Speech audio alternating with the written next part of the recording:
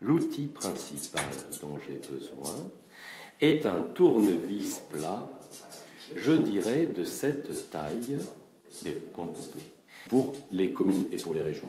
Comment procédons-nous? Nous avons le tournevis, ce que je fais habituellement. En gros, je vais vers la plaque de pression en haut et j'essaie, avec ce tournevis, d'atteindre l'arrière de la plaque de pression existante. Ça veut dire, je dois maintenant mettre la pression.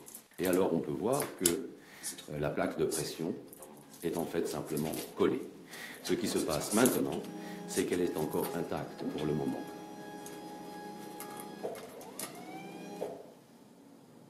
Et maintenant, il faut que je fasse, en gros, tirer cette plaque de pression et acheter l'isolant électrique. Cela signifie que j'ai coupé la connexion électrique en débranchant, pour ainsi dire, la plaque de pression. Ensuite, quand je veux fixer une nouvelle plaque de pression, je peux le configurer comme suit. La plaque de pression ressemble à ça. C'est-à-dire qu'elle a essentiellement une feuille adhésive à l'arrière de 3M. Et nous avons bien sûr la nouvelle connexion pour pouvoir reconnecter l'électricité. Alors, qu'est-ce que je fais d'abord? D'abord, je connecte l'électricité. Je fixe donc la nouvelle plaque poussoir. Et je peux déjà appuyer, ça ne marche plus du tout. Cela veut dire que je peux, la plaque de pression. Allez, appuyer, monter et descendre, ça marche. Et tout ce qui reste à faire, c'est de réinsérer ces composants électriques.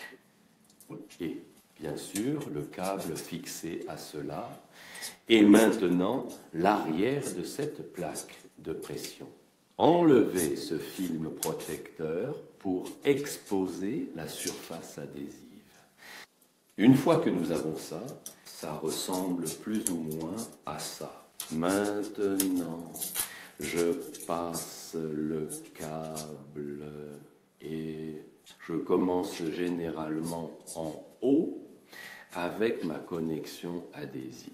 Mais cela n'a pas vraiment d'importance, nous pouvons commencer en bas ou en haut et devrait être bien alignée et collée. Une fois qu'elle est en haut, je peux accéder à la partie inférieure. Comment vous voyez, le câble est toujours là et je peux fixer la plaque de pression avec la bande autocollante, pour ainsi dire. Une fois que c'est fait, nous pouvons tester. Et l'ajustement de la hauteur fonctionne à nouveau.